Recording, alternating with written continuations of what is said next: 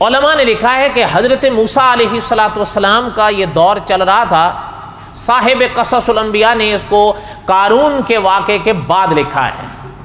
انہوں نے لکھا ہے کہ حضرت موسیٰ علیہ السلام بنی اسرائیل کو لے کر ایک قوم کی طرف بڑھے. آگے جس وادی میں وہ قوم آباد تھی یا جس مقام پر وہ قوم آباد تھی، ان کو پتہ چلا کہ حضرت موسیٰ آ رہے ہیں علیہ السلام اور ساتھ میں بنی اسرائیل آ رہے ہیں. اور علماء نے یہ بھی لکھا ہے کہ ان لوگوں کو فرعون کے غرق ہونے کا واقعہ بھی پتہ چل چکا تھا کہ فرعون کے ساتھ کیا گزری ہے.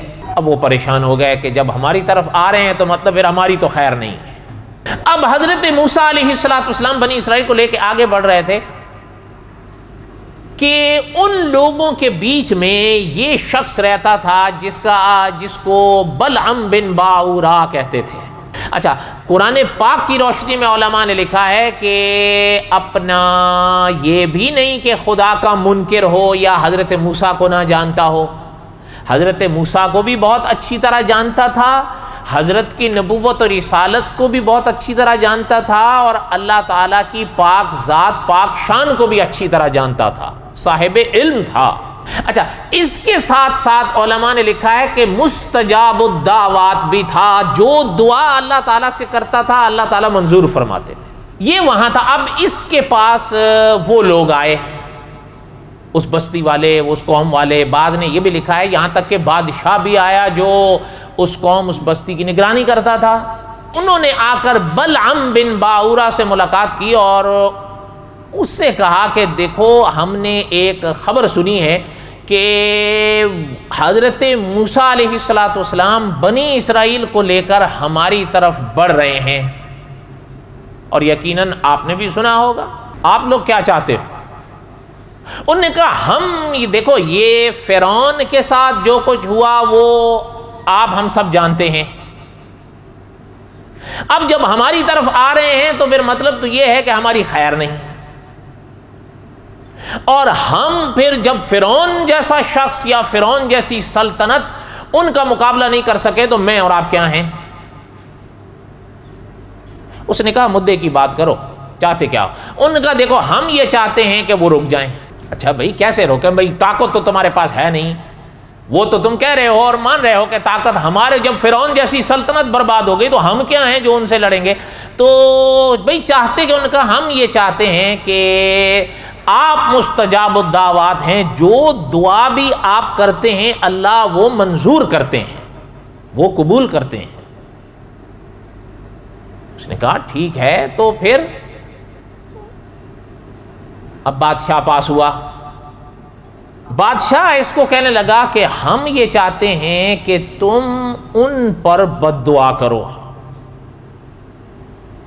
بد دعا کرو گے تو تمہاری دعا تو ویسے بھی اللہ تعالیٰ قبول فرماتے ہیں، تو وہ ہمارا مقصد تو پورا ہو جائے گا. ہماری بادشاہت، ہماری یہ قوم، ہماری بستیاں ان سے بچ جائیں گی. صاحب قصص الانبیاء نے لکھا ہے کہ بلعم بن باورا کہنے لگا کہ خدا کا نام مانو، کیا کہہ رہے ہو تم لوگ مجھ سے؟ وہ اللہ کے نبی ہیں.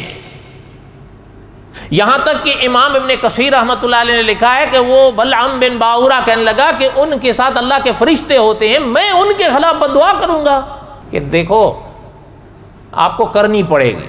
انہوں نے کہا کیوں؟ انہوں نے کہا وجہ یہ ہے آپ ہو تو ہمارے، بھئی ہماری قوم کے ہو، ہمارے ہاں رہتے رہے ہو، ہمارے ہاں پلے بڑے ہو، آج ہمیں تمہاری دعا کی یا بد دعا کی سب سے زیادہ ضرورت ہے. کرو اور ہمیں بچاؤ، ہم نہیں جانتے کچھ بھی. نے کہا بھائی میں نہیں کروں گا، تم جو بھی کہہ لو میں نہیں کروں. اب بادشاہ اٹھ کے چلا گیا، لوگ بھی اٹھ کے چلے گئے. صاحب قصص الانبیاء نے لکھا ہے کہ اس مرحلے تک تو نہیں مانا. البتہ جب وہ گئے، اب انہوں نے سوچا یا ان کو سوجی کہ اس کو مال کے ذریعے رام کیا جائے، کیونکہ صاحب قصص الانبیاء نے لکھا ہے، اللہ تعالیٰ اپنی پناہ نصیب فرمائے، جب مال آتا ہے نا تو پھر بڑوں کے قدم اکھڑتے ہیں. یہ ایک عجیب امتحان ہے. انہوں نے کیا کیا کہ یعنی کتابیں تو بڑی عجیب و غریب وضاحت کرتی ہیں، بس ان کا خلاصہ یہی نکلتا ہے کہ بڑی بھاری رقم دولت، اور یقیناً وہ دولت پھر کوئی اتنی تو نہیں ہوگی کہ اتنا بڑا شخص ہلا ہے، یقیناً وہ کوئی اتنی بڑی دولت ہوگی کہ ایسا شخص ہلا ہے۔ اور علماء تاریخ نے یہ بھی لکھا ہے کہ صرف دولت نہیں، دولت کے ساتھ ساتھ مخالف جنس بھی دی گئی، اور یہ دونوں چیزیں فتنہ بن کے کبھی کبھی سامنے آتی ہیں، پھر بڑوں بڑوں کے قدم اکھڑتے ہیں۔ اچھا، اتنی بڑی دولت، اور جب عورت اس کو پیش کی گئی تو وہ ڈاواڈول ہو گیا۔ یعنی اتنا بڑا شخص ہے کوئی، یعنی اس زمانے کی کتابیں بھی یہ بتاتی ہیں، اکابر نے لکھا ہے کہ یعنی ایک وقت یہ ہوتا تھا کہ یوں ہاتھ اٹھا کے اللہ سے فریاد کرنے کی اس کی دیر ہوتی تھی۔ اچھا، اور بعض علماء نے یہ بھی لکھا ہے کہ اس کی دعائیں قبول کیوں ہوتی تھیں، انہوں نے اور وجہوں کے ساتھ ایک وجہ یہ بھی لکھی ہے کہ اس کو اسم اعظم کا علم تھا، اسم اعظم کے ساتھ دعا مانگتا تھا، قبول ہو جاتی تھی۔ لوگ آتے تھے اس کے پاس اس سے دعائیں کرانے کے لیے، لیکن رشوت، یہ اصل تو رشوت ہی تھی نا جو لا کر اس کو دی گئی ہے۔ علماء نے لکھا ہے یہ رشوت ہی تو تھی۔ ہاں، یہ بھی علماء نے لکھا ہے کہ بھائی رشوت دے رہے ہو، انہوں نے کہا جی یہ تو تحفہ ہے۔ کیا ہے؟ انہوں نے تحفہ کہہ دیا تھا، میرے اور آپ کے دیار میں مٹھائی کہہ دیتے ہیں، یہ بچوں کے لیے مٹھائی ہے، لیکن دراصل وہ کیا تھی؟ رشوت تھی۔ اس سے پتہ چلتا ہے کوئی جاہل تو نہیں تھا، اس کے باوجود رشوت پہ مر مٹا۔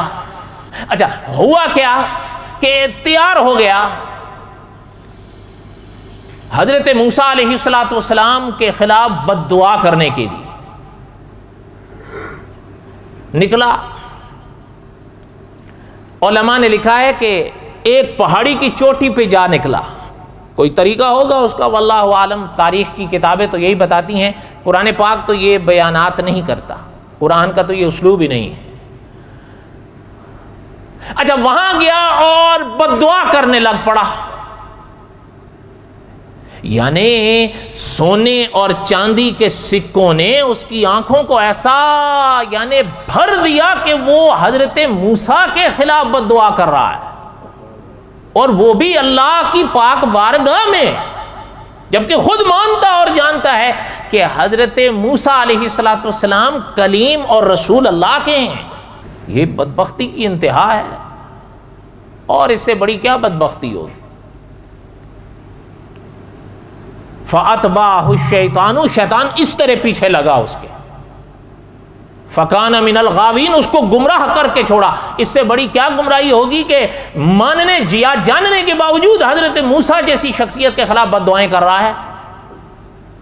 ہاں، لیکن علماء نے لکھا ہے آگے بھی تو اللہ کی پاک بارگاہ ہے نا، اللہ کے ہاں بد دعائیں کر رہا تھا نا۔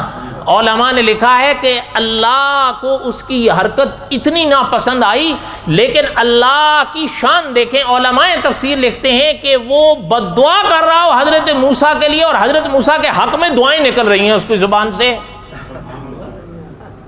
اور اپنی قوم کے لیے دعا کرنے کا ارادہ کیا کہ ذرا یاد، اچھا اپنی قوم کے لیے بد دعائیں نکلنی شروع ہو گئیں۔ ان کو غصہ چڑھ گیا کہ ہم تجھے رشوت دے کے اس لیے لائے تو ہمیں بد دعائیں دے رہا ہے۔ علماء نے لکھا ہے کہنے لگا میں کیا کروں، میں ان کو بد دعائیں دے رہا ہوں، تمہیں دعائیں دے رہا ہوں، ان کو دعائیں نکل رہی ہیں، تمہیں بد دعائیں نکل رہی ہیں، میری زبان ہی میرے قابو میں نہیں ہے۔ اچھا، یعنی علماء نے عجیب یہ لکھا ہے کہ ایک تو یہ کہ آیا اس کو جو کتے سے مثال دیا نا بلعم بن باعورا کو، یعنی اتنا بڑا شخص تھا یہ اپنے وقت پر، اس کے بعد انجام دیکھیں اس کا۔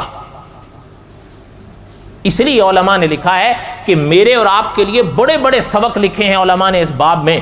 کئی اسباق میں ایک سبق یہ ہے کہ اگر اللہ تعالیٰ مجھے اور آپ کو سجدے کی توفیق دے دیں تو اس سجدے پر نہ میں گھمنڈ کروں نہ آپ گھمنڈ کریں، اللہ کا شکر ادا کریں۔ ایک بات، دوسری بات علماء نے لکھی ہے، بڑی اس باب میں بڑے اسباق لکھے ہیں، میں آپ کو کیا کیا سنا سکتا ہوں، جنہوں نے پڑھا ہے وہ جانتے ہیں اتنے اسباق ہیں اس باب میں کہ انسان دنگ رہ جاتا ہے پڑھ کے۔ آخر اللہ تعالیٰ نے ویسے تو نہیں فرمایا فَقْصُصِ الْقَصَصَ لَعَلَّهُمْ يَتَفَكَّرُونَ،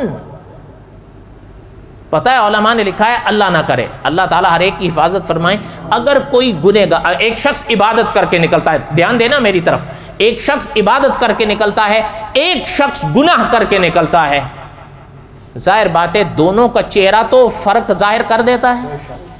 ایک شخص، اگر میں مثالی بات کرتا ہوں، ایک شخص اگر رات کو تہجد کی 2 رکعتیں پڑھ کر سو جائے اور اللہ نہ کرے دوسرا شخص کوئی گناہ کر کے سو جائے، سویرے دونوں کا چہرہ ایک جیسے ہوتا ہے؟ بولو، سوال ہی نہیں پیدا ہوتا۔ لیکن ایک چیز علماء نے لکھی ہے نصیحتاً عابد کو کہ تیری عبادت کی توفیق جو اللہ نے تجھے دی ہے، اللہ سے قبولیت کی دعا مانگ، اگر سامنے کوئی گنہگار آ جائے اس گناہ سے بھلے تو نفرت کر جو اس نے اپنایا، اس گنہگار سے نفرت نہیں کرنا، اس کو گری ہوئی نگاہ سے نہیں دیکھنا، کیا پتہ کل تو اس کی جگہ نہ چلا جائے۔